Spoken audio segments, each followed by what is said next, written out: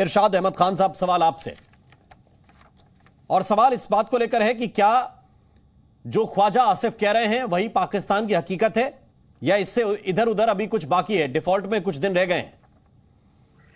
बिस्मिल्लाहिर्रहमानिर्रहीम। पहले तो मैं ये कहूंगा, ये जो कुछ ख्वाब देख रहे हैं आप लोग, ये पूरा होने वाला नहीं है आपका। दूसरी बात, ख्वाजा आसिफ साहब ने जो बात की वो अवाम को अंदिया दिया कि आप ठीक हो जाइए। जो लोग हमारे मुखालफीन हैं या मुल्क के खिलाफ बात कर रहे हैं, जो इदारों के खिलाफ बात कर रहे हैं, उनको उन्होंने ये कहा है कि इंसान बन जाओ। जैसा कि अभी इमरान खान साहब हमारे मुल्क में उनका नाम इंतशार खान रखा हुआ है हमने, वो कोशिश कर रहे हैं कि लोगों को, हमारे बच्चों को, बच्चियों को मोटिवेट कर रहे हैं कि जेल भरो, तहरीक करो। भाई हम तो बोलते हैं कि आओ आप पहले खुद से गिरफ्तारी दो। जो अपने इर्द गिर्द आपने पाले हुए लोग हैं जिन्होंने एंजॉय किया, 4 साल मुल्क तबाह किया, पहले आप उनसे जेल भरो, उसके बाद लोगों के बच्चों बच्चियों को जेल में भेजो। तो असल में कुछ सुनाया किसी को जा रहा है, आप कुछ और समझ रहे हैं। आप ये धीरज रखिए कि ये सियासी बयान होते हैं, सियासी बयान बात होती है। मेरा मुल्क ना डिफॉल्ट, इरशाद अहमद खान साहब, इरशाद अहमद खान साहब, पहली बात तो आपने ये कही कि जो आप ख्वाब देख रहे हैं वो पूरा नहीं होगा। ख्वाब हम अपने लिए देखेंगे, हम सपने में भी बुरे ख्वाब नहीं देखना चाहते कि पाकिस्तान हमारे ख्वाब में आए। हमें देखते हैं। नहीं, पहली बात तो आप ये सुनिए, हम सपने में भी कोई ये कोशिश नहीं करता कि बुरे ख्वाब उसको आए। दूसरी बात, मैं आपसे ये जानना चाहता हूं कि ये जो अगर आप इमरान खान को सुना रहे हैं या किसी दूसरी पार्टी को सुना रहे हैं, लेकिन ये तो कबूल कर रहे हैं ना कि जो आप लोग कह रहे हैं कि हम दिवालिया होने वाले हैं, नहीं, हम तो डिफॉल्ट कर चुके हैं। ये तो कबूलनामा है कि नहीं है?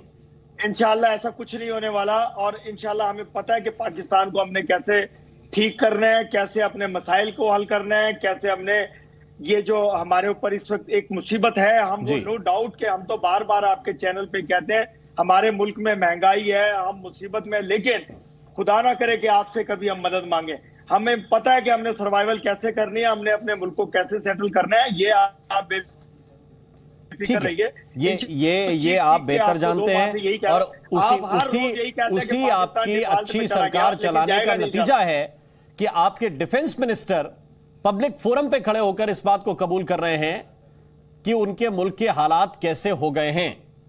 ये आपकी पार्टी के महंगाई है, ये कर रहे हैं, कबूल कर रहे हैं।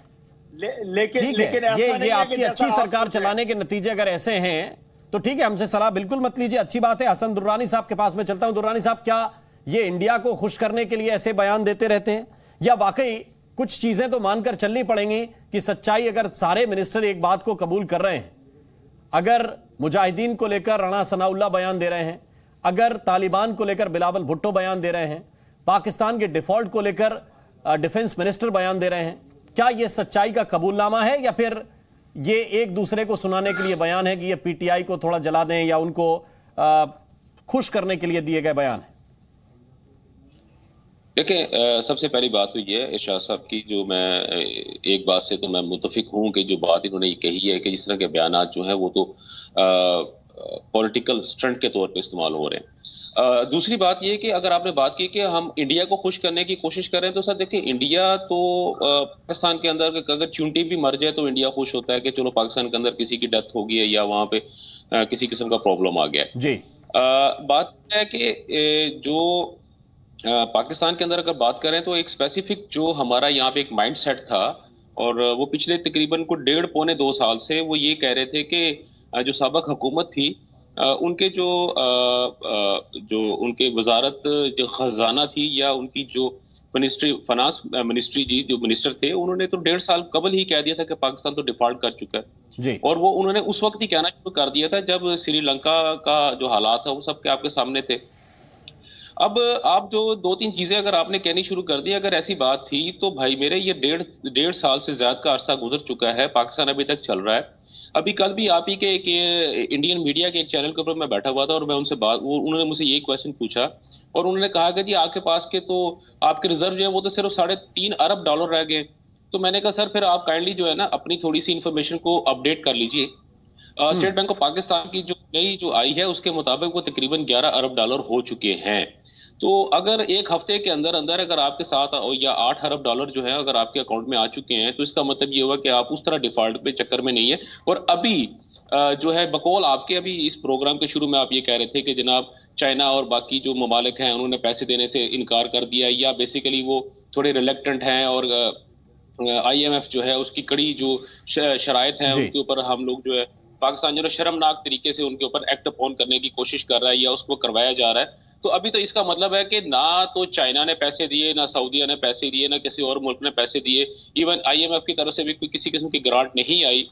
लेकिन उसके बावजूद भी अगर आपके रिजर्व अकाउंट से आपके प्राइवेट बैंक्स और आपके जो स्टेट बैंक है अगर वो ये कह रहा है कि अगर वो $11 से ज्यादा ऊपर जा चुके हैं, तो इसका मतलब ये हुआ कि वो जो सिचुएशन अगर जो अभी इरशाद साहब ने या ख्वाजा आसिफ साहब ने बात की है वो बेसिकली वो इनको ये बताने की कोशिश की गई है कि भाई आप हट जाओ। क्योंकि अगर आप देखते हैं तो पिछले नहीं, लेकिन दुर्रानी साहब आप कह रहे हैं कि ठीक है आपके यहाँ $7 अरब का पैसा बढ़ गया है, आपके रिजर्व में बढ़ गया है, लेकिन पाकिस्तान की आवाम वही तो पूछ रही है ना कि आप पैसे बढ़ा रहे हैं, उसके बदले में हमें 260-270 रुपए का पेट्रोल दे रहे हैं।